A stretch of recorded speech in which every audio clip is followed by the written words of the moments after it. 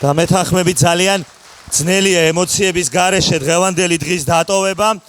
ზოგადად ეს სიმღერა საქართველოში მყოფ ქართველებსაც კი გვანგრევს, შეიძლება ითქვას, როცა ვისმენთ ამ სიმღერას. მით უფრო ახლა აქ ათენში, როცა ვიმყოფებით ემიგრაციაში.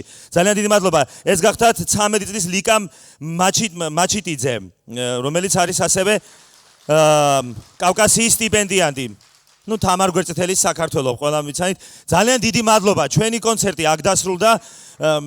მე მინდა ძალიან დიდი მადლობა გადაუხადო საქართველოს სახელმწიფო მინის ბატონ გელა დუმბაძეს, რომელიც ჩვენ გვერდით იმყოფება აქ და ჩვენ რომ არა ეს სამინისტრო და არა მხოლოდ მარტო ქართველი მინისტრი, ზოგადად უწყება და ჩვენი ქვეყანა, რომ არა ეს ყურადღება, ალბათ ჩვენ დავიფანტებოდით, ალბათ დავისაქცევოდით, მაგრამ კარგია, როცა ასეთი რაღაცები ხდება, როცა უჭერს სახელმწიფო მხარს ასეთ შეკრებებს. ასევე განსაკუთრებული მადლობა ეკუთვნის ათენის, უბრალოდ საქართველოს საელჩოს საბერძნეთში დიპლომატიურ კორპუსს, რომელიც აქ არის წარმოდგენილი სრული შემადგენლობით. ძალიან დიდი მადლობა მას და 1000 მადლობა ეკუთვნის ბატონ ავთანდილ მიქაბერიძეს, რომელიც არის არა მხოლოდ საბერძნეთში, არა მხოლოდ საქართველოში ერთგვარი დიდი ქართველი დანარჩენ მსოფლიოში. დიდი მადლობა მას, დიდი მადლობა კავკასიას, დიდი მადლობა წმინდა ნინოს ვოკალურ ჯგუფს, დიდი მადლობა ქორეოგრაფებს, დიდი მადლობა ანსამბლ ბერმუხას, ადამიანები, რომელიც თქვენთან ჩასახუტებლად ჩამოვიდა და 3000 კილომეტრი მხოლოდ იმითომ გამოიარა, რომ გვეთქვა თქვენთვის დიდი მადლობა, რომ ხართ, არსებობთ, რომ ხართ ასეთი კარგები, ასეთი ლამაზები და ასეთი ქართველები. დიდი მადლობა ყველას. კარგად ზანდებოდეთ.